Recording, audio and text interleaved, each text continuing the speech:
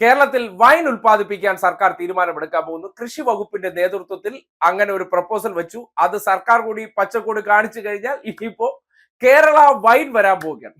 എന്താണ് കേരള വൈൻ?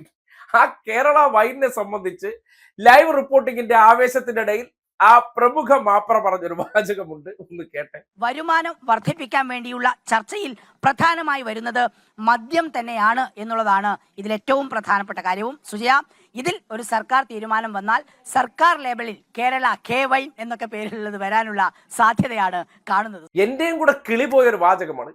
അതായത് സംഘടി സുജയോട് പറയാണ്, സുജയ ഇതിപ്പോ സർക്കാർ പച്ചക്കൊടി കാണിക്കുകയാണെങ്കിൽ ഇനിയിപ്പോ കെ വൈ വരുമത്രേ. പെട്ടെന്ന് എന്റെയും കൂടെ കിളി പോയി. കെ വൈ, അതെന്താ? വൈനും വൈയും തമ്മിൽ എന്ത് ബന്ധം എന്ന് ആലോചിച്ചപ്പോഴാണ് കിളി പോയത്. അപ്പോഴാണ് ഈ ആവേശത്തിന്റെ ഇടയിൽ ഇദ്ദേഹം മറന്നുപോയൊരു കാര്യം, വൈൻ്റെ സ്പെല്ലിംഗ് WINE എന്നാണ്.